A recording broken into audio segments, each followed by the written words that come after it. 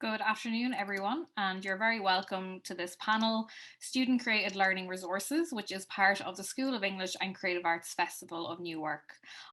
I'm very excited to be chairing today's panel, which will showcase the stellar work our third year MA and PhD students have been doing all semester long on unearthing hidden artists and creating resources for their peers. So first up, I would like to introduce Martin Kenny, who is a first-year PhD student in the Centre for Drama, Theatre and Performance here at NUI Galway.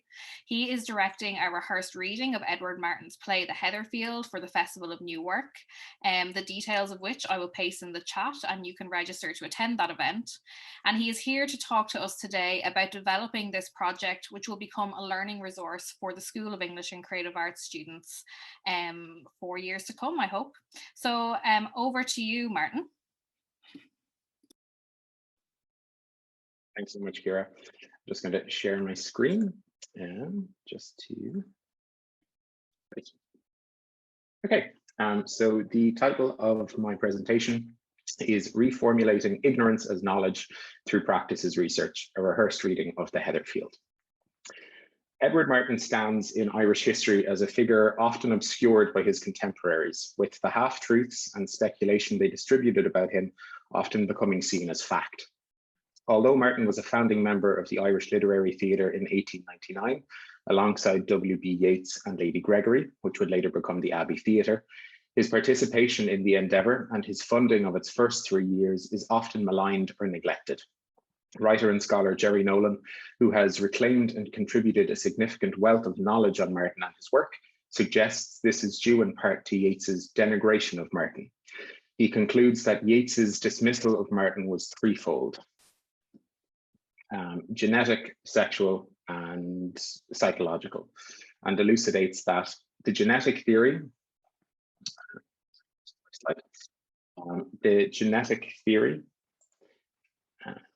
involved references to the mixture of his father's gentry and his mother's peasant blood, which had produced a mule-like union of incompatibles. The sexual theory included references to Martin's resistance to his homosexuality as the root cause for his creative failure. The psychological theory was that Martin, as an abnormally virtuous man, chose his friend for the sins he himself dared not commit. Michael Patrick LaPointe also states, part of the reason for this ambiguity about Martin lies with Yeats's marginalization of Martin and his dismissal of the man's contribution to the development not only of Irish theatre, but also of cultural nationalism. LaPointe elaborates further on the conflicting character of Martin, however, by engaging his fervent Catholicism, indicating this intense piety can be read as a compensatory reaction to the horror of his own alterity and the very real fears of degeneracy, effeminacy, and sin, so much embedded in the Victorian mind through a combination of the spectacular falls of Parnell and Wilde in the 1890s and the restrictions of Roman Catholic doctrine. While it is not possible to do justice to the varying facets of Martin during this presentation, I invoke these readings of his life to highlight the contested nature of his legacy and the ignorance of the man himself, and how this contestation shrouds interpretation of his work. With the fact that 30 years of Martin's own writings have been lost, or indeed may have been destroyed, the quote evidence we have about him mostly comes from secondary and biased sources. It would appear from our contemporary perspective that others knew more about him than he knew himself. Martin was a living example of what Eve Kosofsky-Sedgwick deems, quote, the epistemology of the closet, where suppression and ignorance of the self is necessary for the survival of a sexual minoritarian subject, yet their status as non-normative is made all the more obvious to wider society by their attempt to suppress it. It is akin to living life surrounded by a two-way mirror that does not allow the subject to see out, but allows everyone else to see in. Zsuzsanna Balázs has also indicated that the Heatherfield exists within a lineage of work in late 19th century and early 20th century Ireland that uses the supernatural as a foil to discuss same-sex desire in public, or at least as a platform to suggest non-normative alternatives to prescribed ideas of intimacy and sexual politics of the time.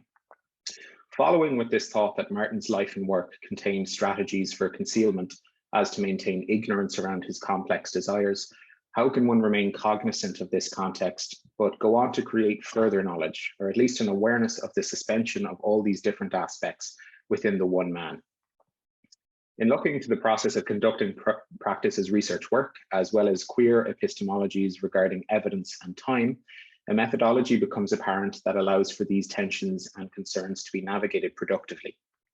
The queer scholar Jose Esteban Munoz previously outlined how central to performance scholarship is a queer impulse that intends to discuss an object whose ontology, in its inability to count as a proper proof, is profoundly queer.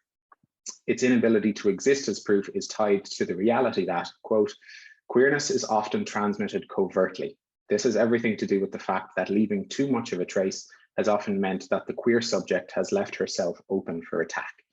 Instead of being clearly available as visible evidence, queerness has instead existed as innuendo, gossip, fleeting moments, and performances that are meant to be interacted with by those within its epistemological sphere, while evaporating at the touch of those who would eliminate queer possibility.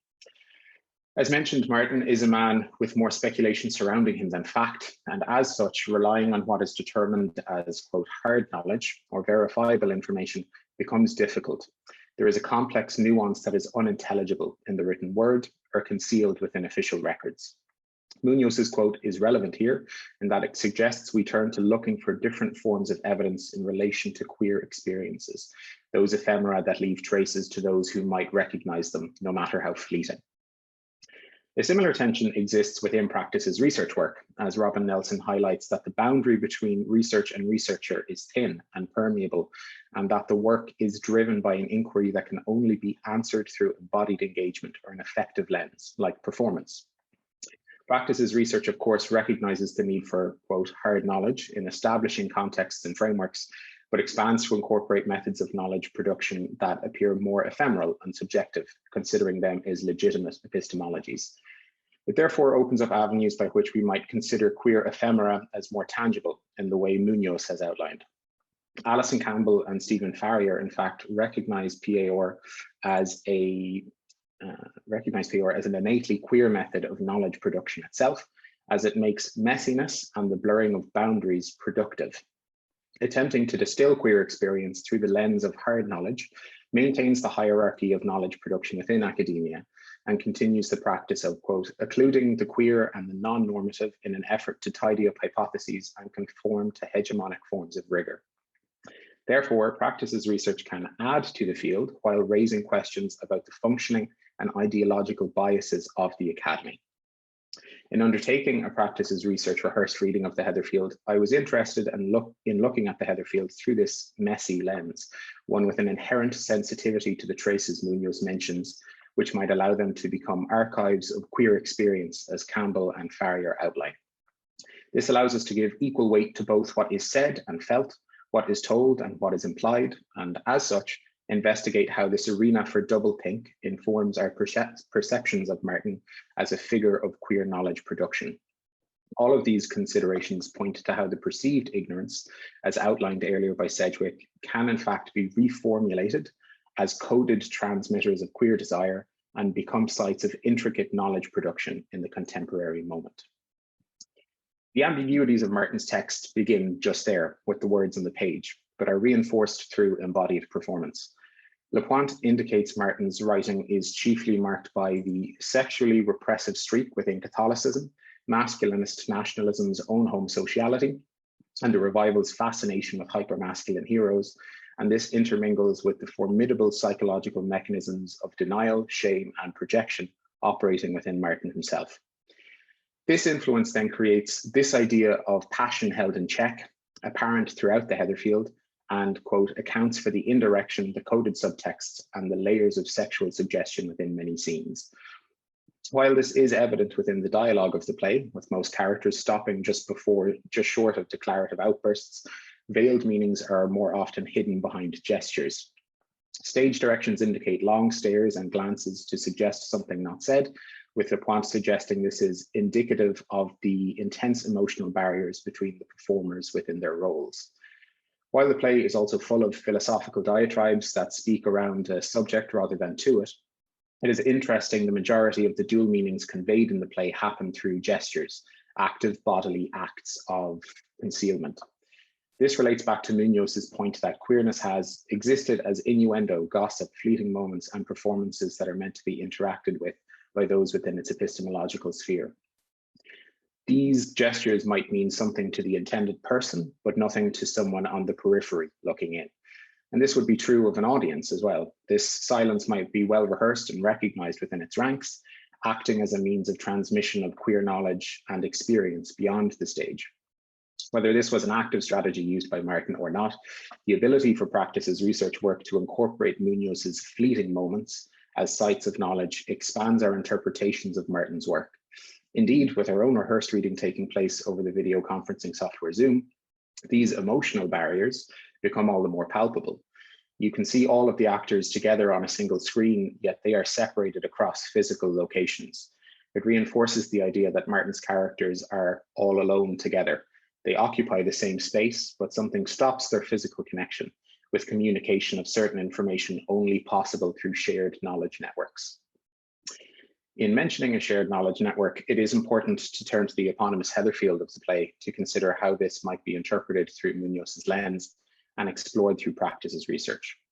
Balazs has previously written about the play through the lens of other queer theorists, namely Heather Love, Ciara Ahmed, and Jack Halberstam, and indicated the play negotiates queer structures of feeling or uniquely queer affective lived experiences, such as melancholia, broken intimacies, anxiety, sense of displacement, and the will to escape.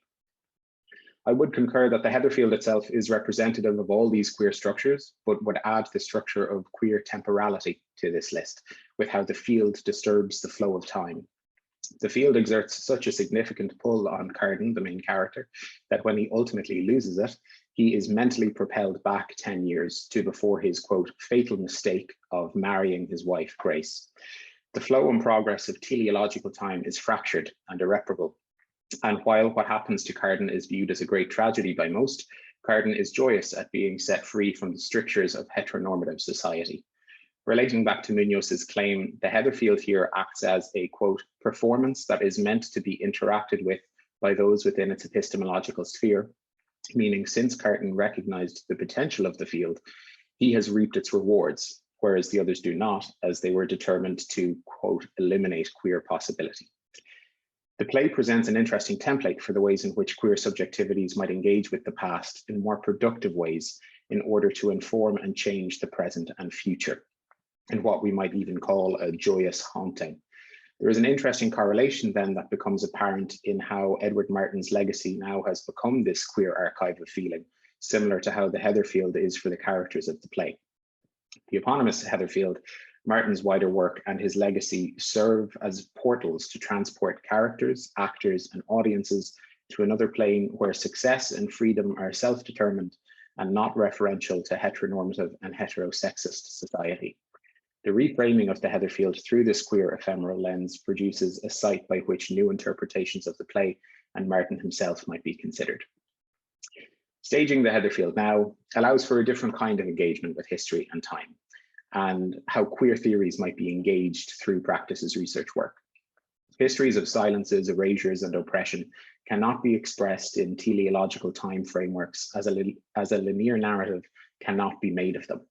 Therefore, we get glimpses, flashes in time that still have a deep emotional impact due in part to their brevity. The silence speaks louder than any structured narrative could. Campbell and Farrier highlight how the messiness of Practice's research work is not methodlessness, yet it produces knowledge while also destabilizing epistemological rigidness and ideas of rigor. By emphasizing the moments of questioning, ambiguousness, and ambivalence in performance, there is an attempt to let the ghosts of the past speak and harness this knowledge so it might create new directions of thought within the present and future. The closetedness of the past, while restrictive to the individuals it affects, does not ultimately silence them, more it forces them to speak in a whispered common language. A queer impetus exists to find a way to discuss and stage queer desire and reformulates this perceived ignorance as a rich site of knowledge production within a framework that would otherwise see them destroyed. This engagement with the Heatherfield considers the way in which queer modes of knowledge production might engage with historical fact in performance and destabilize a single rigid or canonical interpretation in works that consider queer subjects. Thank you very much. Thank you so much, Martin, for that really interesting presentation. And attendees will see that I have put the link in the chat for those of you who would like to attend.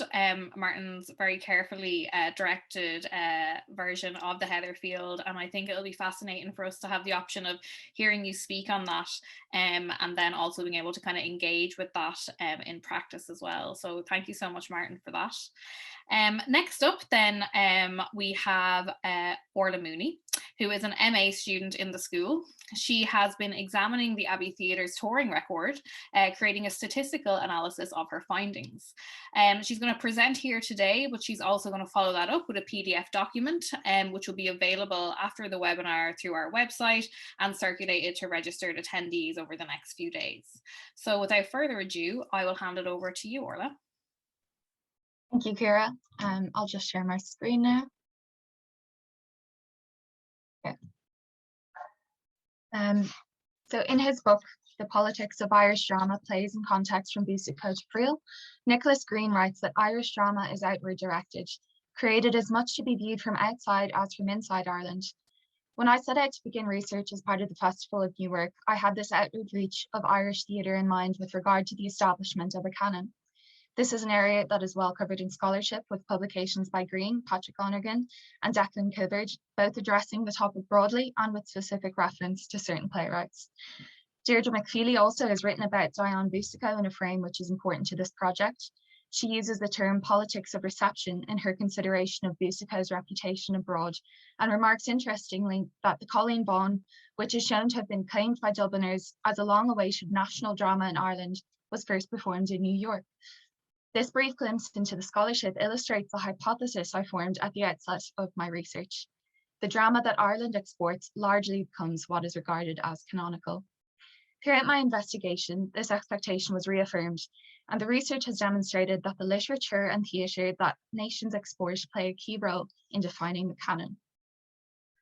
My hunch was that the key figures that featured prominently in the Abbey Theatre's international programmes of the early 20th century would be the canonical writers that dominate national and global consciousness today. J.M. Singh, W.B. Yeats, Sean O'Casey, and the like. By analysing the disparity between what was produced on the Abbey stage at home and which productions were touring internationally, the goal for this project was to seek out alternative stories about Ireland's theatrical canon. My project for the festival focused on two of the Abbey Theatre's major touring periods during the first half of the 20th century. I examined the years surrounding the first tour to America in 1911 and traced the progress across nearly 30 years to consider the Irish players' revisit to the East Coast in 1937 and 1938, again selecting a 3-year period to analyse. I decided to conduct statistical analysis for the purpose of this project, primarily because I don't consider myself to be a particularly artistic student, so I viewed this analysis as an alternative route into rethinking the canon for those of us who have had for numbers and statistics. Looking at statistics in theatre programming and employment has been proven to be a vital tool of intervention in recent years, with the publication of Gender Counts report commissioned by Waking the Feminists in 2016, which examined women's representation within a range of creative roles in Arts Council funded organisations. Obviously, my project achieves a much smaller goal, highlighting some of the forgotten playwrights of the Abbey Theatre. And because I'm dealing with historical records, I can't affect real change in the respect that Dr. Brenda Donoghue and her team did with their publication. I can't exactly hold an argument with Yeats and the other board members about the work they chose to promote abroad. But what this research can do is demonstrate how illuminating and indeed powerful the figures and statistics can be. And I would argue that such findings have the potential to be instrumental in rethinking and reimagining the notion of canon in Irish theatre. So one of the first questions that I needed to answer for myself before beginning this research was, what might it mean for a play or a playwright to be canonical? I considered this loosely. It wasn't part of my intention to begin categorizing or qualifying certain work, but rather to identify trends in the records that indicated overlooked or obscured writers. Some factors that I identified were whether the playwright had ever had a collection of plays published, how widely available their published work was, and the longevity of a play. That is, when was their work last produced? Of course, this opens up many more avenues for research and analysis. However, the scope of that particular question was too broad for my project. but it was nonetheless important to consciously form my own understanding of what it means to be included in the canon. One example that I will provide of how I might discern a canonical writer from an obscured writer is exemplified in the comparison that I've drawn here between J.M. Singh and William Boyle. During the collection of data from the Abbey's records, I allowed the gaps of knowledge that I encountered to direct my further research. One such gap was William Boyle. He was a figure who cropped up consistently in archival records, and yet while there was a considerable range of his plays programmed at the Abbey, the Building Fund was his only play to travel significantly. I considered Boyle as a figure in contrast to Singh. Both playwrights have had 7 of their plays produced at the Abbey Theatre to date, and both writers had their plays published. And actually, I was surprised to find that Boyle's work is available to read online through the library. Otherwise, The Mineral Workers, another one of his plays, most popular, is available to view in special collections. Boyle's work was first produced by the Abbey Theatre in 1905, and the last production staged by the Abbey was in 1932, with the exception of a translated version of his work in the 1950s. This means that 27 years after his work debuted at the Abbey, he had ceased to be produced. Looking at Singh then, whose drama was first produced by the Abbey in 1904, their last performance of the Playboy of the Western World was in 2013, 109 years after his debut there. I've narrowed this analysis down to the Abbey Theatre in order to remain specific to my research topic. However, the Playboy of the Western World, of course, is still produced in Ireland frequently, and as recently as the 2019 production at the Lyric Theatre, which featured in the Dublin Theatre Festival that year. It's interesting to note also that Boyle's second most popular play at the Abbey, The Mineral Workers, shared the theme of emigration with Singh's Playboy, a play which Boyle condemned as anti-Irish, potentially accounting for his exclusion from tour programmes in the years following 1907. This contrast demonstrates how the longevity of a play or a writer's work might help us determine whether or not they've been excluded from the canon. During the first stage of my research, I recorded details of each production produced between 1910 and 1912, and then 1936 and 1938 by the Abbey Theatre. I used the Abbey's public archive of productions, the link for which can be found on their website, and I recorded this information with the intention of investigating the diversity of playwrights being produced by the Abbey Theatre during these periods. I began with 1911 because it was the first year in which the Irish players toured to the US. I then used this original tour as a standard against which I could test a later touring period. I decided to record the plays chronologically, as per the order on the website, to record the play, the playwright, the playwright's gender, and the venue, or in other words, whether it was presented at home or abroad. I defined a run of a particular play as per the Abbey's breakdown of productions within a year. I also chose to look at 3-year periods because while the company were touring in the UK or the US, there wasn't much theatre being produced by the Abbey in Dublin to compare the tour programmes to. Prior to the beginning of gathering information from this archive, I anticipated that the layout of the website was such that it would be easy to collect information.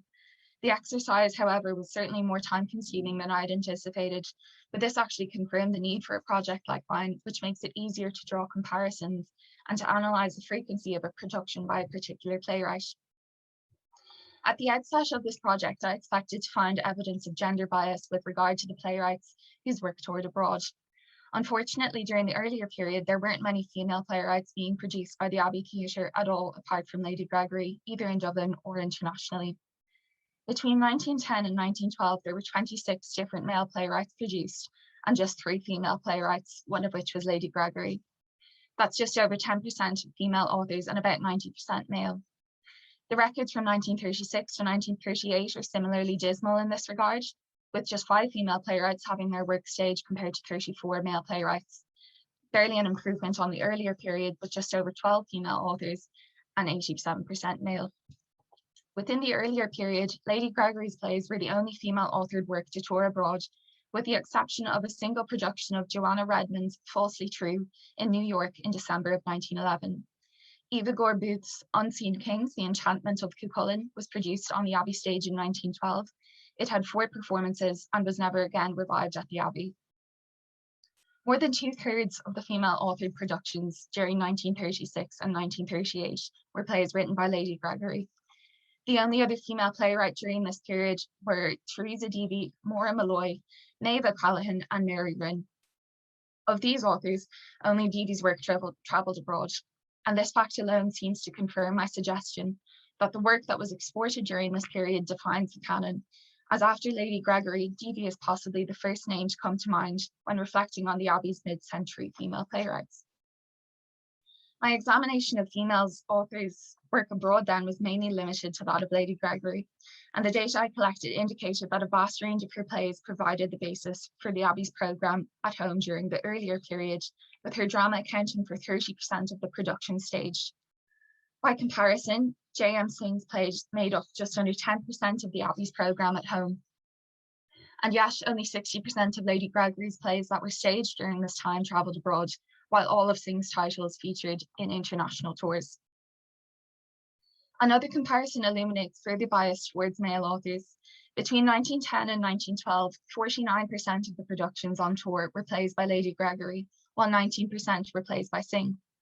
A quarter of a century later, Lady Gregory's plays were produced significantly less frequently abroad, while Singh's plays remained a staple of the programmes, with Lady Gregory's work accounting now for just 12% of the touring productions, and Singh's work actually seeing the slightest increase in performances abroad at 20%. Furthermore, during the later period, 8 of Lady Gregory's plays were produced at the Abbey in Dublin. However, only 2 of these featured in tour programmes, one of which was Kathleen Ní Houlihan, co-authored by Yeats. This statistic provides us with insight into how certain plays by a playwright can take on a canonical status, the other play performed abroad being The Rising of the Moon. I did initially set out to look further than gender bias in this investigation, and because the female representation in authorship roles was so lacking at the Abbey, I really did have to redirect a significant portion of the research. As I've already made reference to, my pathway through this project was to collect data and to allow this to reveal writers who have been obscured by Irish history.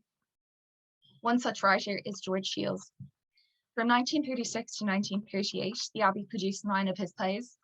11 of 57, that's almost a fifth of the plays staged at Abbey Theatre during this period were written by Shiels. By comparison, 8 were O'Casey plays and just 4 were written by Singh. And just 9 of the 3 titles produced during this period toured beyond the Abbey. The New Gossoon was the only play to be staged outside of Ireland. The argument central to my research is perhaps best illustrated by Shiels being largely excluded from tour programmes. It seems to directly correlate to his absence in historical consciousness today. And yet, Shiels' popularity at the Abbey Theatre is confirmed in scholarship. Practitioner Brenda Winter writes that according to Yeats, Shiels was, quote, the financial saviour of the Abbey Theatre, the man who prevented the doors of that theatre closing in the lean times of minimal government subsidy in the 20s and 30s. In all, he wrote 22 plays for the Abbey, most of them highly successful. And then after 1921, the Abbey would stage one of Shiels' plays annually until 1948. This disproportionate percentage of his plays being produced on tours by the Abbey Theatre is accounted for in part in scholarship, such as Winter's work. In her words, Shiels' work was completely at odds with the founding artistic precepts of the Irish literary theatre, which later became the Abbey. At the turn of the 20th century, its founders, William Butler Yeats, Edward Martin, and Lady Augusta Gregory, had sought to provide a more poetic and literary alternative to the popular entertainments which dominated the stage of Dublin's patented theatres of the 19th and early 20th centuries. Although the primary draw of Shiels' drama was an evening of entertainment, his plays generated vital income for the Abbey during the 1920s and 30s. And Winter signals Shiels' marginalisation from the canon as being due to, quote, his embodied position as a disabled person, his status as a northerner writing plays to be performed across the border in the new Irish Free State, his geographical peripherality to the centre of theatricality activity in Dublin, and his choice of popular forms in his dramaturgy. And indeed, he was a figure who remained on the periphery during his entire career as a playwright, only ever attending 2 performances of his own plays. St. John Greer Irvine is another name which emerged as an obscure figure whose work was nonetheless popular on the Abbey stage. Between 1936 and 1938, his play Boyd's Shop was the only play to be produced by the Abbey. He had a total of 10 plays produced here throughout his career. This play had 7 productions on the Abbey stage and 1 which toured. However, this was performed in the Opera House in Cork, and his work was not actually shown abroad during these years at all. Much like Boucicault, Irvine's work has been divided according to labels of Irish plays and English plays. and like Shields, his status as somewhat of an outsider, having been born in Belfast and lived in London for the majority of his life, may have been a contributing factor to his exclusion from the canon. And yet Irvine was an important player in the Abbey's history, having served as manager of the theatre during 1915, before resigning a year later. And a pattern emerges here also, thinking back to Boyle's disagreement with the Abbey Theatre's managers in 1907, as Irvine's resignation from the Abbey Theatre was a result of a conflict of ideals during the aftermath of the Easter Rising. These brief insights into the relationships of two obscured playwrights to the Abbey Theatre emerged from the statistics that I gleaned from the archive, thereby demonstrating how statistical analysis of archival records can lead to avenues of research and prompt the formation of new knowledge. I've recorded the research that I've detailed of these figures in an infographic resource entitled Home and Abroad, the Abbey Theatre's touring records during the 20th century. This is intended to inform other students and all those who may interact with the festival of some of the Abbey's lesser known playwrights. It is my hope that this presentation and the PDF, which will be available to download at the end of this week, will encourage others to discover the names and stories of authors whose work rarely travelled beyond the Abbey stage to the extent that I have throughout this project. I hope also that my work has demonstrated how useful this method of statistical analysis can be in rethinking and reinterpreting Irish theatre history. And that's it. And I'd just like to finish by especially thanking Barry Houlihan for providing photographs from the digital archive this morning on very short notice. Thank you so much, Orla, for that fascinating presentation. And it's great to see some statistical analysis kind of like keep plugging away in our kind of like creative arts context. It's so important to kind of see that disparity kind of like writ out in black and white figures.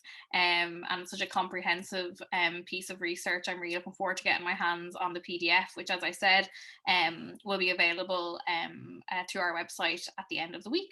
So thank you so much, Orla, for that presentation. So now I am going to move on and we are going to go over to our MA student, Emily Noe, who has been working on a digital portraiture exhibition, which is no easy task during a pandemic. This will be available as an important student resource and also again will be available through a link on our website and will be circulated to registered attendees once it is completed. But Emily is going to talk to us today about this process and her research and I'm really looking forward to it. So I'll pass it over to you, Emily. Okay, great. Let me share my screen.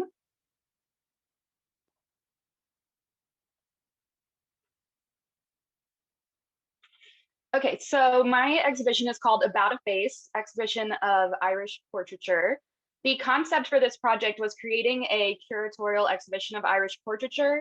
Portraiture is a very important and traditional art form, and Irish culture is steeped in tradition, so this, I felt, offered an opportunity to explore how Irish artists approach this topic. This will also give an opportunity to showcase artworks, both new and old, that do not receive the same level of recognition as other portrait artists in art history. Irish representation in the arts is limited in art history, in my experience, past the Celtic art movement, and my hope is that this exhibition will bring more attention to Irish portraiture. My goals were to explore how Irish portraiture relates back to the styles shown throughout art history, see how Irish culture is expressed in the work, and create a visual progression of Irish portrait artists throughout history that shows the connection throughout the styles of work.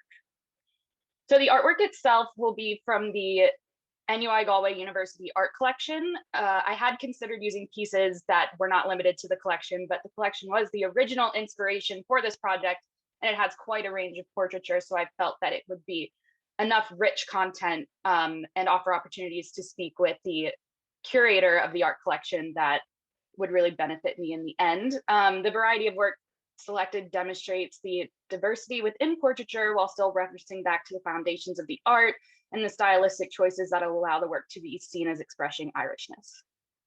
The artists I'm using in the exhibition are Charles Cohen, Una Seeley, Lily Williams, Grace Henry, Thomas Ryan, Ronald Orsi Dunlop, Gerald Festus Kelly, and Geraldine Dillon. And while this is an exhibition of Irish portraiture, technically speaking, they're not all Irish artists. So why are they included? Grace Henry and Gerald Festus Kelly are not Irish. Henry is Scottish and Kelly is British, but their work that I included in the exposition is very Irish.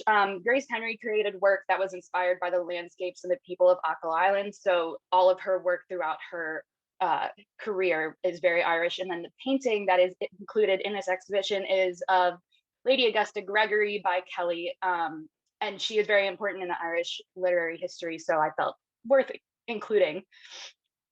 So what is the Irishness of these pieces? While working on collecting information on the pieces I was planning to include, I talked to different people and everyone would say, oh, that's a very Irish painting. Even my roommate, while she was looking at me actually creating the website, was like, oh, that painting's very Irish, but no one could quite pinpoint exactly what about the piece struck them as Irish. In the meeting with collection curator Finola Gallagher, we were able to identify some key aspects of the paintings that could contribute to the Irishness of the pieces. It's obviously not a comprehensive list of everything, but the main ones we were able to identify were color, brush strokes, and mark making / line work. So color, these paintings all utilize a neutral color palette with small strokes of bold color within. Most commonly, the bold colors used are red or green, and we found that it was meant to create a focal point for the eye and can also be used to help guide your eye through the painting. These are just some examples of cropped pieces of the paintings. You can see that they all have kind of a neutral color palette, and you can see the pops of color here that help kind of move you around. The brush strokes. The paintings all have a blurred or fuzzy appearance to them that are created through the brush strokes. The paint is either heavily blended to create this blurred effect or seems to be left without much blending at all. Both have the same visual effect and work with the color profile to direct the viewer's eye to the subject of the painting. These are two examples of the different types of brush strokes. This one on the left is a painting of Mrs. M.K. Broderick by Charles Cullen. And you can see that it has a lot of blended brush strokes, but it does still have that kind of blurred quality to it. And you can also see the bold color used with the bright pop of green on either side that kind of frame the sitter's place within the picture plane. And then if you come over here, this is a portrait of Stephen Gwynn on the right, done by Ronald Dorsey Orsay Dunlop, and these brushstrokes are not blended at all, but it still creates the kind of blurred effect that can be seen throughout the other pieces. The mark making or line work. When looking at the paintings as a group, it might not be as obvious, but individually you can see the strong mark making and line work that the artists use in the compositions. Strong marks of unblended paint can be seen throughout as a way to either frame the subject or draw attention to a specific detail. There are also bold lines used on the clothing or on the faces that can be seen throughout Irish art history. This portrait on the left is one of the pieces in the exhibition, so it is part of the university art collection. And you can see the very strong lines in the background and on her face and hair that kind of mirror the directional quality of her three-quarter profile sit, and it all helps to direct your eye back to the sitter's face as a whole. And you can see a similar concept. It might not be as obvious, but I've been looking at a lot of reference pieces, so I can see the bold lines within this piece by Charles Lamb that is from the a reference book on Irish art that Finola lent me, and you can see the bold lines used throughout this one as well. And if you go into the exhibition itself, you'll be able to see that continually. The differences within them, the main difference you can see is the composition, but they all call back to the traditional Irish portraiture and portrait sitting as a whole. The pieces all have the subjects in the traditional portrait composition, either straight view or three-quarter profile. From there are quite a few differences in the composition. The painting by Cullen and Ryan offer cropped, tight views of the subject, but have vastly different means of placing them within the picture plane. Cullen has a great deal of negative space, while Ryan has almost no negative space at all. The state and university portraits offer more detail within the subject itself and with the objects that are included in the portrait as a means of showing the significance of the sitter, while other portraits just include the sitter themselves as the subject. And in this one, you can see this has a much further picture, not as tight, not as cropped, but still very traditional portrait view, while this one has a much tighter and only focuses on the sitter himself. This portrait in particular is the outlier in the group in the exhibition. It's a portrait of Dr. Pat Morgan by Una Seeley. It may seem like it's out of place, but to me, it seems to be a modern compilation of all the other factors previously mentioned. There are bold lines, strong brushstrokes, and neutral color palette with a pop of color. And it's a traditional sitting with the university in the background. When you see the picture in a closer view, you can see that the brushstrokes are not blended, and there does seem to be more of a neutral color palette with just the bold use of red and blue. More information is available at the exhibition website, and when available, I was able to use more details about the painting. So some will have additional facts with them, and then a general kind of guide similar to what I just presented. Thank you very much. Thank you so much, Emily. Really interesting presentation, and really carefully guiding us through that as well, especially for those of us who aren't sort of like connoisseurs or experts in those kind of like fine art, you know, exhibitions of portraiture. And great that we kind of have this as context as well to be able to kind of more, I suppose, like deeply view your own exhibition. So thank you so much for your presentation. I'm going to move on now to the final of the formal presentations in this session. And that is a pre-recorded video from our MA student, Ryo Tanaka, who has undertaken a very ambitious editing project where he aims to bring the work of Helen Waddell's plays to students at NUI Galway. So he's going to explain his process where he's created student editions of 2 of her plays, and these editions will be available to NUIG students and staff at the completion of the festival, and details will be circulated to registered attendees.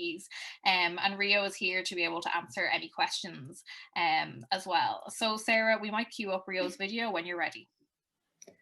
Hello, my name is Ryo Tanaka. I am an MA student in Irish Theatre History and Archives.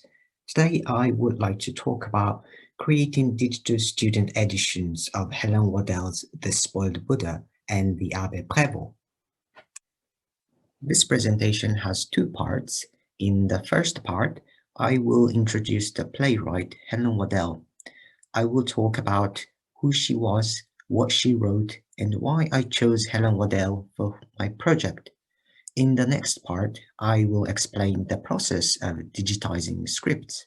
I will talk about what, how, and why in the process. Helen Waddell was an Irish scholar, author, translator, and playwright. She was born in Japan in 1889 because her father was an Irish Presbyterian and doing missionary work in Tokyo in the late 19th century. The Waddell family returned to Belfast in 1900 when she was 12, and shortly after that, her father passed away, and because she had already lost her mother when she was 2 or 3 years old, she lived with her stepmother and some of her siblings after she lost her father. She did her BA and MA in English at Queen's University, Belfast. She was a brilliant student, and when she finished her MA, her academic advisor suggested her going to London so that she could have an academic career. But she couldn't go because her stepmother was sick and Waddell had to take care of her.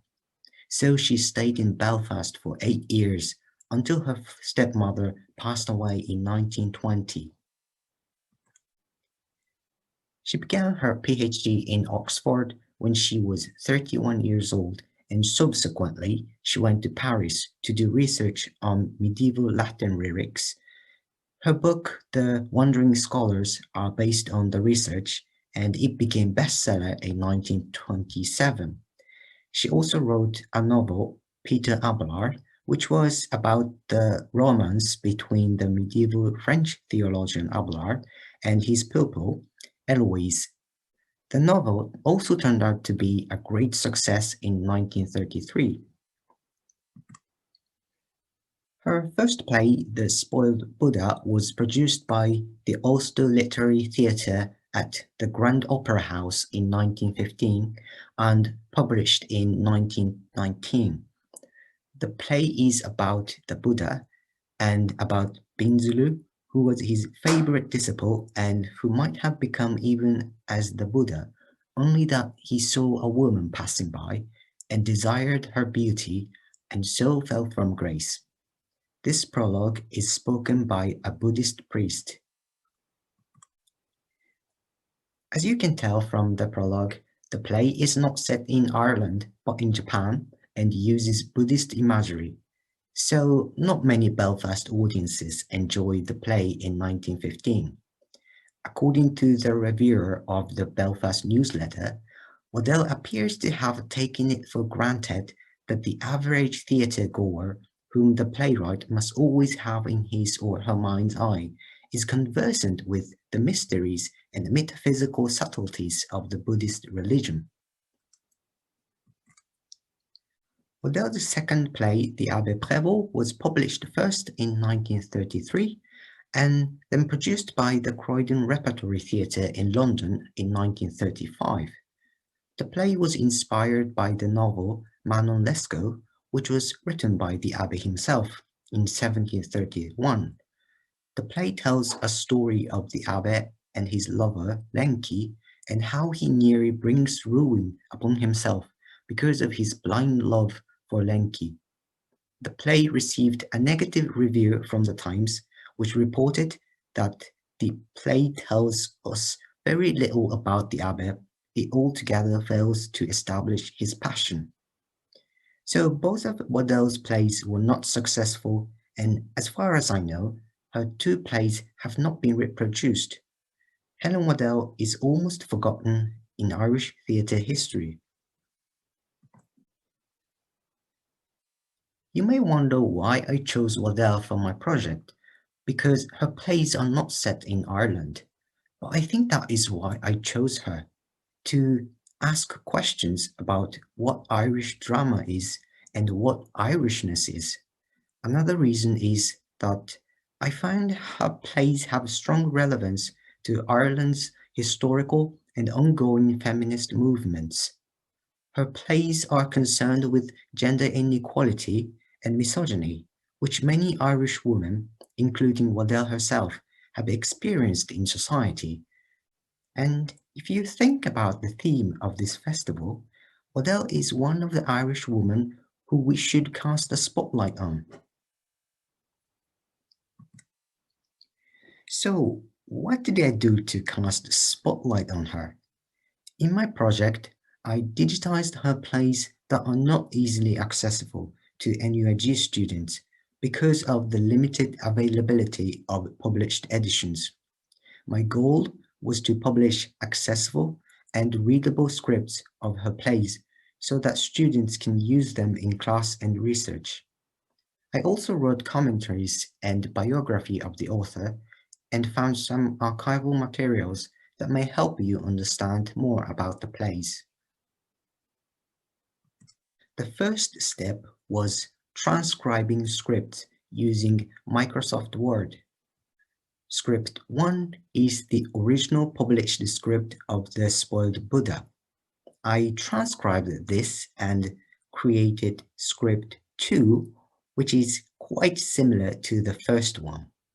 Then I formatted script 2 by changing font style, adjusting space between character names and their lines, changing line spacing, and so on. What I was trying to do was to create a visually more readable text. For me, the original script looked a little cramped and difficult to distinguish quickly who is speaking now and which is direction. So it really cuts the flow of my reading, and I wanted to change that.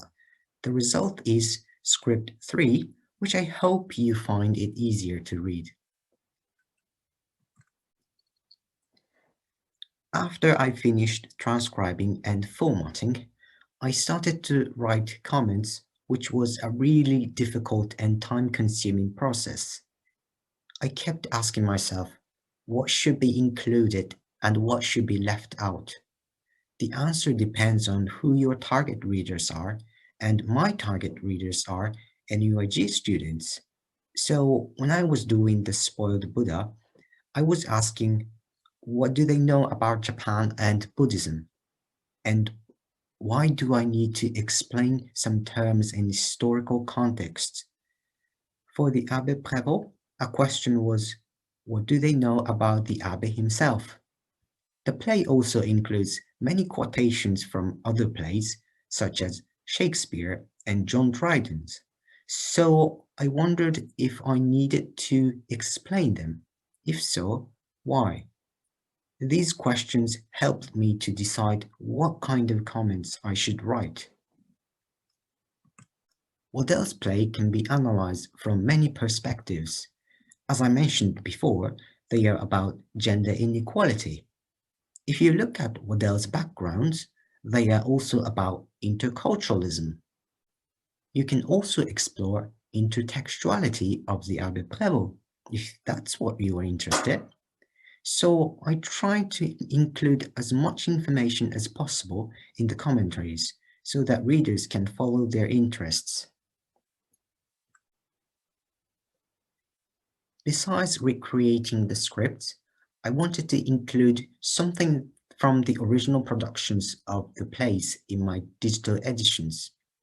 I contacted 2 institutions which may have relevant archival materials. The Linen Hall Library in Belfast has Theatre and Performing Arts Archive, which houses rich collections of theatre materials from Northern Ireland. So I sent an email to the library to see if they have any material relating to Ulster Literary Theatre and Helen Waddell. And I got a reply that they may have something, but the materials are only accessible on site, and even the staff are working remotely because of the current restriction. So I couldn't do further research, but they are really supportive and gave me some advice on other resources that I could consult in Galway. So if you are interested in doing research on the Spoiled Buddha or theatre in Northern Ireland in the future, I would highly recommend you to get in touch with them. I think they will help you. The other facility that I contacted was the Museum of Croydon. And surprisingly, I found a program for the 1935 production of the Abbé Prévost, which was produced by the Croydon Repertory Theatre. The archivist of Croydon sent me some photographs of the program, and this is one of them. I think this material is a good example of what archival materials can inform you about productions that have little record. The Abbé Prévost was published 2 years before the original production, and the structure of the performed play was slightly different from the published script. In the Croydon production, they moved the prologue to the end of the play, so they had an epilogue instead. Act 1, 2, and 3 are set in the 1730s, and the epilogue is set in the 1750s. The time is linear in the Croydon production, while in the published script, it is non-linear. It's cyclical. It is interesting to think how this change affected the reception of the play and the evaluation of the playwright. One of the features of digital edition is that they are open-ended, in a way, unfinished. So I also want my editions to be open-ended. You can add comments and information you find useful. You can also change formatting. It's all up to you. And a process of editing will deepen your knowledge and understanding of the text you are working on. The digital student editions of the Spoiled Buddha and the Abbé Prévost will be available to all NURG students. If you are interested in Helen Waddell and her plays, please read them, use them, and write about Helen Waddell, because she was a very unique figure in Irish theatre history. That's all. Thank you for listening. Thank you, Rio, for that wonderful presentation and for taking us so comprehensively through that really ambitious and valuable project. Having had a sneak look at the editions myself, I can promise you all that they are very much worth engaging with and reading, and I'm really looking forward to making those available as part of the festival. So before we move into our questions and answer session, I would like to introduce two of my own third year drama students, Muireann Doheny and Rebecca Moore, who have both undertaken creative projects that provide valuable resources for our students. Information on how to access these resources will be shared after the webinar and again will be circulated to registered attendees. But I think I will let them introduce their own projects and then we'll dig into their processes. So Muireann, I might start with you. Would you mind telling us about your own project? Yeah, so I adapted the text of August is a Wicked Month, which is an early novel by Edna O'Brien. And I adapted probably officially like the first half of the book, and then I put it into a radio play format, and we recorded that and put it all together to have a production. Yeah, and it's a very impressive radio play as well, I might say, but we can talk a little bit more about that in a moment. Rebecca, tell us about what you've been up to this semester. Sure. I chose to look at moral laverty and specifically the play Talk a Row. And I was originally thinking of creating a digital timeline of the play from its production originally in the 50s to the television show that everyone loved. But I decided that student resources would be far more effective. So I'm creating some videos to give context for students studying the play or studying laverty, to offer them a little bit of insight into what the play's about, the themes and analysis, and just to help them with that. That's great. Two really like worthy and worthwhile projects, and it's great to be able to kind of unearth these texts or this information and be able to kind of create a more accessible version of it in a way. But I'm wondering, I suppose, why moral laverty? Why Edna O'Brien? Like, why take this route? So Muireann, like, what kind of drew you to this project, or what was sort of the process of its evolution? Yeah, so when I started the module, I knew I really wanted to work with sound because I feel like there's a lot to be done with the popularity of podcasts, and it hasn't really gotten a lot of popularity with theatre, and radio plays used to be such a big part of culture. So I thought there was a bit of space for like radio plays to come back into the mainstream, and I was really excited to work with that. And I originally started the project wanting to look at and like diversify the way that archetypes are represented on the Irish stage. So I was really interested in looking at the matriarch and unusual representations of the matriarch. And after I was working on that for a little bit, when I was home, I came across my old copy of August is a Wicked Month, which I picked up in an independent bookshop in Kilkenny on a whim when I was just after sixth year. And I read it that summer and I really enjoyed it. And the story of that really does correlate with that matriarch being put in a different light, and that's how it kind of like all came together to work for the project. And I was just really interested in adapting texts as well, so it kind of all worked out. That's great, and we'll talk a little bit about the actual adaptation process in a minute. But Rebecca, what drew you to laverty? And I suppose it kind of the same question as I asked Muireann, what was the evolution of this project? I know it involved some kind of like heroic archivists along the way. Yeah, definitely. Well, I suppose I was drawn to laverty immediately when I heard about the festival and the project and the opportunity to do something like this. We studied Talk a Row in second year, and I was really struck by the process of having to access the whole play and the lack of any resources around it. So when I had finished studying the play, I had booked 2 days in the archive, gone in and read it, and brilliant play, and I really liked it. and I couldn't understand why it wasn't published. And then I did a little bit of research and I saw how successful it had been. So then I really couldn't understand that. And like if you Google Tanaka Row, there's, you know, a 5-line summary of what the play's about, and it doesn't do it any justice whatsoever. So I really wanted to kind of show the complexity of it, and also offer students the opportunity to, if they were studying the play and they were, you know, completing an assignment about it, that they could write about it and they wouldn't have to, you know, constantly make trips to the archive. It is quite a long play, and it's quite difficult when you can't access it like as easily as you should be able to. So personally, I found in my assessments I might have been able to choose it because I'll have to book another 2 days to go read it, or I'm not exactly sure what notes I have, but I was hoping that the videos and resources would give students a bit of a lifeline to, you know, refresh their memory, and not at all replace the need for the archives or a visit or a read, but just to give them a bit of a hand. Yeah, definitely the evolution of this process has been a funny one, but definitely I think has taken shape finally. As I said, I was thinking a digital timeline originally, but we've moved away from that. And actually, same as Orla, big thanks to Barry for the watermarking of the archival materials.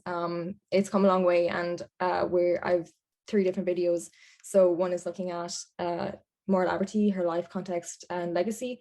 The second is the play Tanaka Row itself, looking at themes and production images. And then the third one is looking at the relationship between Moira Laverty and the Gate Theatre in Dublin. And yeah, that's all of it. That's great. Yeah, and absolutely a shout out to Barry Houlihan, who has been a hero to this project. And I know that he's there in the audience as well. I think it's so interesting that we're kind of thinking about accessibility and we're thinking about resources and what forms they come in, and both of your projects really engage with that. And I think over the past like year to 18 months, as we've been experiencing, I suppose, like higher education learning and teaching through the pandemic, we're very aware of the multitude of forms and formats that work can come in terms of resources and in terms of the primary text. So to go back to you, Muireann, I suppose it's not easy, I would imagine, to lift a novel off a page and kind of place it in the very specific kind of stylistic context of a radio play. Can you tell us a little bit about the process, and if you were to advise students to do it, I suppose what's the main thing to kind of consider? Yeah, I found I've been really interested in adaptation for a really long time. So I feel like I was kind of, since listening to a podcast years ago that was comparing the Harry Potter books to the films, and there were 2 academics doing it. It was Witch Please. I don't know if anybody else is familiar with that podcast, but it really kind of got that turning in my head. So since coming to college, it was something I wanted to try. I had a very unwarranted confidence coming into it, and I think that helped me a lot. So I approached the text from 3 standpoints. So I would read the book and annotate it as a first pass through, and say, like, you know, mark the important parts. And I was looking for things to be important on those 3 platforms. So things that are important to the characters, things that are important to the plot, and things that are important to the theme. So those 3 things had to be kind of like marked in the novel in separate highlighters. And then when I was writing, that would be a far more intense process. So I would kind of read passively, you know, after breakfast, kind of throughout the day. And then I would make time, usually like 3-hour blocks, to sit down with the book in front of me, and like Word document, and just kind of like try make dialogue with what I had already marked as being significant. And because of the structure of the book, I could lift a lot of monologues as first person narrative. It just meant like shifting the perspective from third person to first person. And then for dialogue, a lot of it is in it. But one of the really challenging things I came across was when the narrator would say that somebody said something instead of writing down that they had said that. So there was a little bit of imagination that came in, and I think you can tell when you read it, like the lines I've written versus the lines that are there. But it as well, like a little bit of it needed to be brought into 2021, just because, you know, the text was very feminist when it was released, and because of that, I suppose it still is. But there is a lot of patriarchal language in there that I just didn't really want to put out now. So I kind of wanted to really shift the character, that she wasn't, you know, to show the agency that she did have, and that required taking out some of the more patriarchal ideas that she kind of had instilled in herself in the story.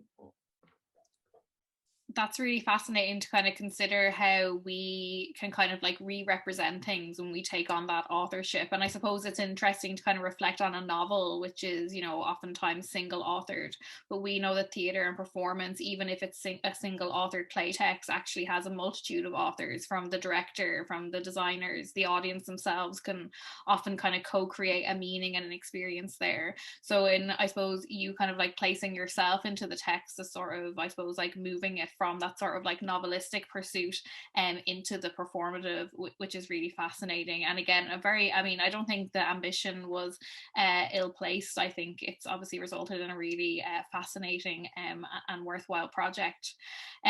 Rebecca, you also had a lot to contend with, you know, creating those videos, and, you know, they kind of like, they look smooth and streamlined at the end, but there's a lot in the process of kind of creating and curating information. Can you talk us through, I suppose, I mean, I'm sure you learned a lot about Laverty, I suppose, like through this, but also just the act of kind of like curating something for your peers. Like, what was kind of in your mind? Like, what was your focus throughout that process? Yeah, definitely, good question. There was a lot to think about throughout the whole project, and I think what I was most concerned about at the end was, am I making something that will end up being beneficial and useful for someone studying, or could anyone access it? And, you know, what was the balance there? I think that I also didn't want it to be too I suppose narrow, that it was, you know, too specific. And also I'm no authority on what Tulka Row means or its themes or its anything like that, so I also didn't want to, you know, give anything too constricted. So I suppose I just wanted to give a very like general overview. I wanted to give context to the life of Laverty, and it became quite difficult when I learned how varied her life was and how many things she had done, and, you know, how much that there was to put in or take out. So that was tricky. And I'm still, with the editing process, it's still, you know, difficult at times, but it's definitely getting there. And I did really enjoy learning so many things. And, you know, even if it's not getting into the videos, it was really nice to have uncovered so many different things. And, you know, even from like the timesheets and all those little bits and pieces, and really interesting correspondence that I've gotten to see that was stored in the archives, really, really interesting and fascinating, and really brought the whole experience to life, I think. And, you know, I really recognized how popular Tulka Row really was at the time, and how quickly that moved into television, and where that kind of boundary was between its popularity on stage and then on RTE. So it was definitely tricky, but at the front of my mind was the whole time, will this be useful to a student? And hopefully it will be. That's what I've been trying to go with. So I think that's kind of been the hardest part of the process, is figuring out what will be most useful to a student approaching from a learning perspective.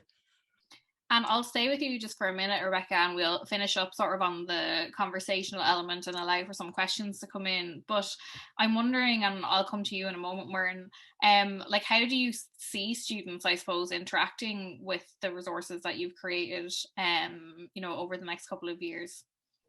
Well, I really hope that they would and that they are of some help. I would hope that it would, if there was, you know, Tulka Row was on the syllabus again in the Irish theatre module, that students would be able to access these resources and use them to refresh their memory, to analyze the play maybe in a different light. Maybe I picked out something, or I picked a theme or a character that they hadn't necessarily thought about, and they might look at the play in a little bit more detail.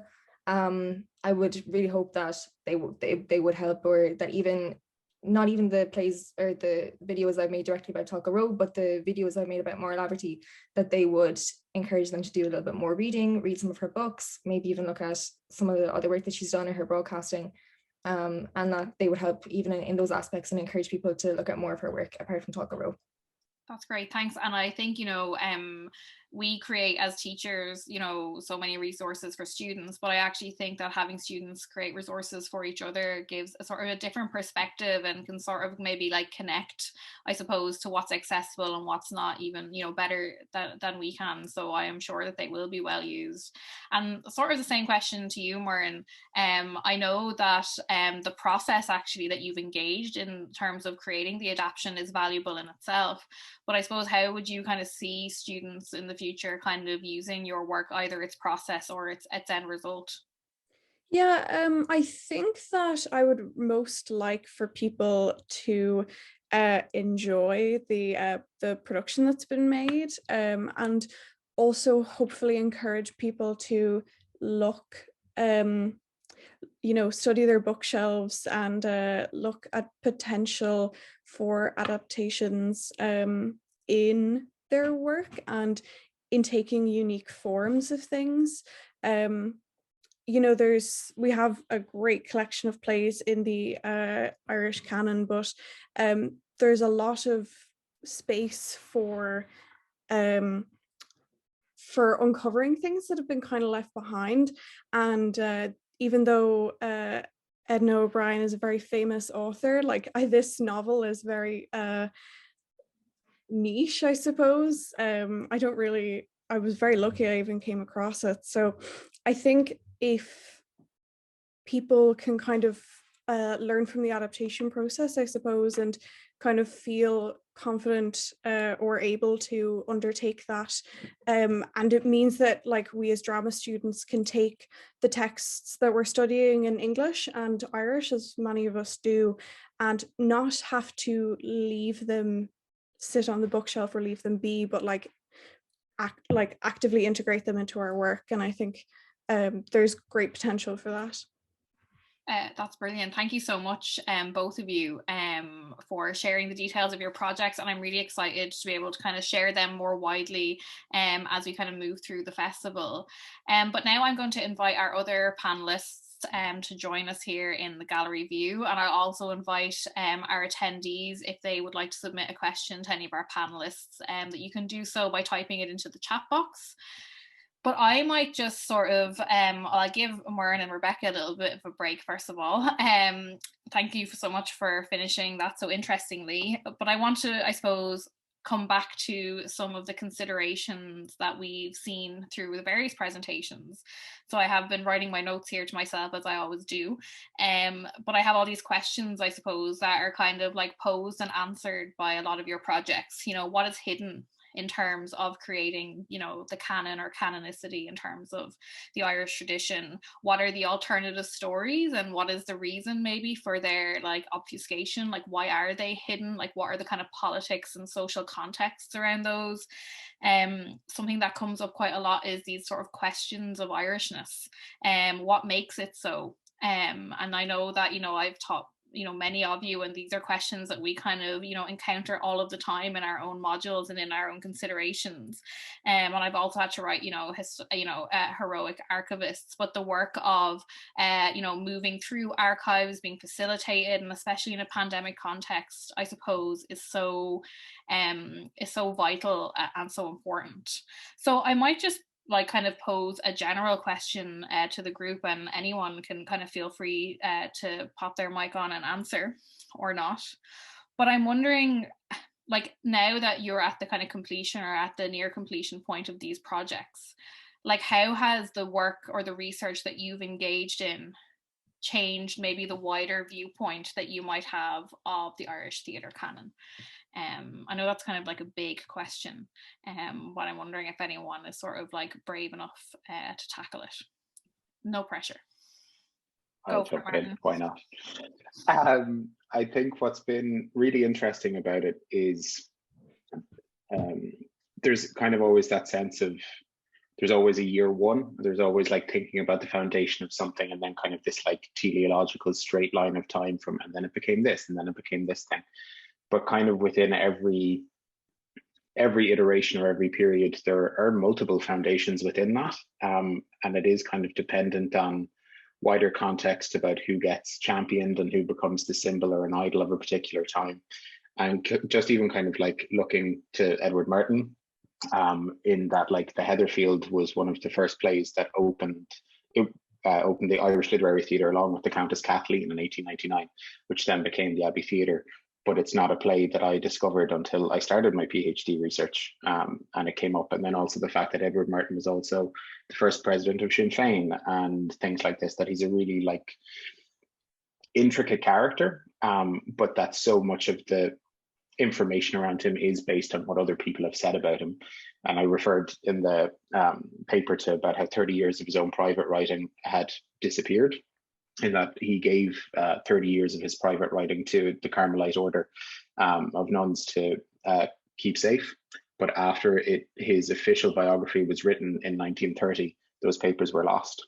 And they were either, discussion is around whether they were lost in bombing damage in relation to the Blitzkrieg, interestingly enough, or if it was intentionally destroyed by the order, or it was just mislaid and left. So when there are no documents, no significant documents around people to create those histories, how can you then go in the present day and create these resources to kind of allow people in one way to, you know, engage with them objectively, but then also it's then our responsibility to present some kind of through line that people can engage with it too.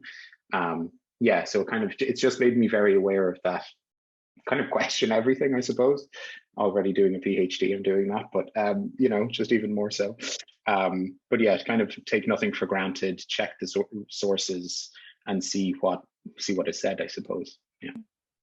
It's so important, isn't it? Because, you know, once that sort of methodology kind of creeps in, or once that sort of curiosity shows itself in some really interesting research or something that kind of is, you know, counter to what you've expected, all of a sudden you kind of pursue everything with that sort of like eagle eye or with that kind of methodology in mind. And even, you know, I was kind of struck with, you know, Emily's kind of able to apply that onwards to that kind of like modern depiction of what you'd kind of drawn from, kind of like demonstrates how those kind of like lineages and those tensions that we might identify as being, you know, like a factor of the early 20th century or before or through, we can then sort of identify in the contemporary moment. And same, Muireann, with your kind of like drawing on language and sort of like representing that in a way that's maybe more responsible in 2021 than it would have been previously. We've got a question in from Laura. So she has thanked everyone for this discussion, noting how the topics are very interesting, which I agree. She has a question for Emily, and she is wondering, did you consider including landscapes in the exhibition, or was there a specific reason to focus on portraiture? Yeah, so it would be nice to include landscapes, but when I originally came up with the project last semester, I just noticed there was a lot of portraiture within the university art collection, so it seemed like a good place to start. And I also have a bit of a soft spot for portraiture. I think it doesn't get as much attention as everything else when you walk through a gallery or a museum of fine art. I also, as an artist myself, I don't do portraiture because I think it's very difficult to try to get right. So I just, from a personal perspective, I found it interesting to focus on just portraiture and look at just that one specific avenue. But it would be interesting to then in the future, if I were to continue adapting this project, to kind of expand it to include landscape, because there is a lot to be said for the Irish method and style within the landscape art. Thanks very much. I would just like to ask one general question, and I might kind of come to each of you in turn. I'm wondering, I suppose, what the most valuable for you, like as a student, kind of like operating in this sort of strange, like online or blended in some cases context? Like, what do you think the value of being able to kind of like pursue this kind of self-guided research and kind of artistry has been for you over the course of the semester? So I'm putting people on the spot, and you don't need to necessarily respond, but Orla, if you wouldn't mind, I might put you on the spot first and foremost, and then anybody else who'd like to come in on that, maybe you might raise your hand so that I can call on you. Yeah, I don't know if this is directly answering your question, but something I learned was, and like it was kind of a process of trial and error, almost. Like I went into this project with the idea that, okay, Lady Gregory and Yeats, these are the big figures in Irish theatre because they were staged abroad, and that is true to a degree, but then there's still other figures that were put on, you know, a lot in the UK and would have been, you know, big names as well, like Lennox Robinson, for example, but you know, we don't see him on a lot of curriculum, and other names as well that even more obscure than that.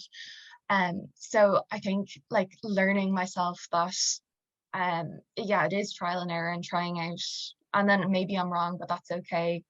And also realizing that there isn't really an easy answer. Like it's very simplistic to say that these figures are big names because their plays were put on abroad, but there's so many other reasons, and then there's so many reasons why, you know, the smaller names or like the lesser figures kind of in our consciousness today are that way for that reason. So it was kind of, yeah, I found value in having to go out and actually learn that for myself instead of having all the answers in front of me. Yeah, great answer. And it's true, because sometimes I think we can go in and assume that there is a right or a wrong, but actually it's more procedural than that, actually, in terms of what we kind of like find and kind of acknowledge and engage with along the way. So thanks, Orla. I put you on the spot there and you responded excellently. So Muireann, you wanted to kind of come in on that one. Yeah, I was just thinking about it, and I think that the biggest part of this module for me and this process has been like having the production at the end be so like personally valuable to me, because as the way that our modules are graded with our performance, like often I feel like I go into group work and I'm like, okay, we need to hit these points and these theatrical conventions, and group work is difficult, so let's do it as quickly and as ininvasively as possible. So I try not to get too artistically invested in it, but because this is my production, I was very invested in the quality of it at the end, and I felt very attached to the development of it the whole way through. And having the grading of this module be based on our preparation for rehearsal and the process of artistry as opposed to the finished product, I think allowed me personally like just total creative liberty in a way that I wasn't even expecting to be as liberating and enjoyable as it ended up being. So it was a really great experience to have that. It's great to hear that, and I think it is, like performance, art, literature, film, everything. It is a process. The kind of final project or kind of item or ephemera or experience is often what kind of like resonates or what is kind of focused on. But actually, the process of getting there and doing it and failing and trying again, is but important. even like the first critical reflection that I wrote was just like, I had to scrap my first idea 3 weeks in. But yeah, having the freedom to have that artistic process be like as respected as the finished product was really, really great. Thank you, Muireann. Does anyone else want to come in on that before we finish up? Okay, we have a comment from Ciara, who is saying, congratulations to all, particularly our undergraduates, Rebecca and Warren, well done. Just a comment for Orla that the popularity of writers' work seems to feature in many a race writer's experience, and also that the northern aspect is another fascinating aspect of the neglect of some Irish artists. So potentially phase 2 of the project there, Orla, if you were willing to pursue it. But I'll finish up here, and I just want to say a massive thank you to our students for their wonderful and dedicated work over what has been a tricky but rewarding semester. And not just represented here in this panel, but actually across our entire Festival of New Work. I admire them a lot for the work that they've put in, and the kind of cross-pollination of ideas and the collaborations with each other.